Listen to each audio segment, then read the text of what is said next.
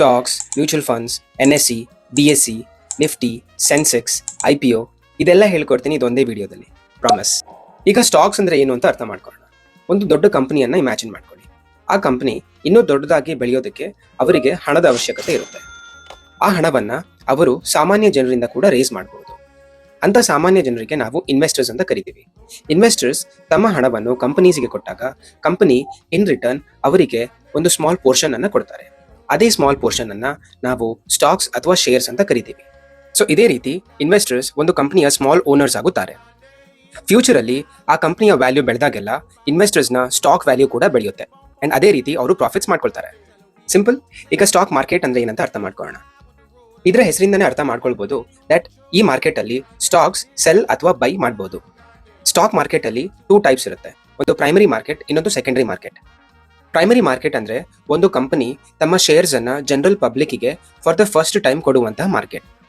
For example IPO, initial public offer ಬಗ್ಗೆ ನೀವೆಲ್ಲ ಸಾಮಾನ್ಯವಾಗಿ ಕೇಳಿರ್ತೀರಾ.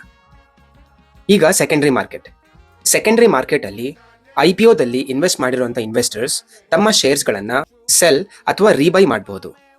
ಅದಕ್ಕೆ ನಾವು ಸೆಕೆಂಡರಿ ಮಾರ್ಕೆಟ್ ಅಂತೀವಿ. ಸಿಂಪಲ್. ಈಗ ಸ್ಟಾಕ್ ಎಕ್ಸ್ಚೇಂಜ್ ಅರ್ಥ ಮಾಡ್ಕೊಳ್ಳೋಣ. ನಾವು ಹೇಗೆ ತರಕಾರಿನ ಪರ್ಚೇಸ್ ಮಾಡೋದಕ್ಕೆ ಮಾರ್ಕೆಟಿಗೆ ಹೋಗ್ತೀವಿ, ಸ್ಟಾಕ್ಸ್ ನ ಸೆಲ್ ಅಥವಾ ಬೈ ಮಾಡೋದಕ್ಕೆ ನಾವು ಸ್ಟಾಕ್ ಎಕ್ಸ್ಚೇಂಜಿಗೆ ಹೋಗ್ತೀವಿ. ಇದರಲ್ಲಿ 2 ತರದಿದೆ. ಒಂದು NSE, ಒಂದು BSE. NSE ಅಂದ್ರೆ national stock exchange and BSE ಅಂದ್ರೆ ಬಾಂಬೆ ಸ್ಟಾಕ್ ಎಕ್ಸ್ಚೇಂಜ್. IPO ಆದ್ಮೇಲೆ ಷೇರು ಮಾರುಕಟ್ಟೆಯ ಎಲ್ಲಾ ಕಂಪನೀಸ್ಗಳು NSE ಮತ್ತು BSE ಅಲ್ಲೇ ಲಿಸ್ಟ್ ಆಗುತ್ತದೆ. ಈಗ ಒಂದು ಕ್ವೆಶನ್, ಇವತ್ತು ಮಾರ್ಕೆಟ್ ಮೇಲ್ ಹೋಯ್ತಾ ಅಥವಾ ಕೆಳಗೆ ಹೋಯ್ತಾ ಅಂತ ಹೇಗೆ ಗೊತ್ತಾಗುತ್ತೆ? ಅದಕ್ಕೋಸ್ಕರನೇ ಇಂಡೆಕ್ಸ್. ನಿಫ್ಟಿ ಅಂದ್ರೆ NSE ಯ ಟಾಪ್ 50 ಕಂಪನೀಸ್ ಮತ್ತು ಸೆನ್ಸೆಕ್ಸ್ ಅಂದ್ರೆ BSE ಯ ಟಾಪ್ 30 ಕಂಪನೀಸ್. ಫಾರ್ ಎಕ್ಸಾಂಪಲ್, ಯಾರಾದ್ರೂ ಇವತ್ತು ನಿಫ್ಟಿ 2% ಮೇಲ್ ಹೋಗಿದೆ ಅಂತ ಹೇಳಿದ್ರೆ ಅದರ ಅರ್ಥ ನಿಫ್ಟಿಯ ಟಾಪ್ 50 ಕಂಪನೀಸ್ 2% ಗ್ರೋತ್ ಅನ್ನು ಕಂಡಿದೆ ಅಂತ ಅರ್ಥ. ಸಿಂಪಲ್. ಬಟ್ ಈ ಗ್ರೋ, ಝೆರೋದ ಇವೆಲ್ಲ ಏನು? ನೀವು ಸ್ಟಾಕ್ಸ್ ಗಳನ್ನ ಡೈರೆಕ್ಟ್ ಆಗಿ NSE ಅಥವಾ BSE ಅಲ್ಲಿ ಖರೀದಿ ಮಾಡೋಕ್ ಆಗೋದಿಲ್ಲ. ಇದಕ್ಕೋಸ್ಕರ ನಿಮಗೆ ಒಬ್ಬ ಮಿಡಲ್ ಮೆನ್ ಬೇಕು. ಅವರೇ brokers, such as grow, ಝೀರೋದಾ, Upstox.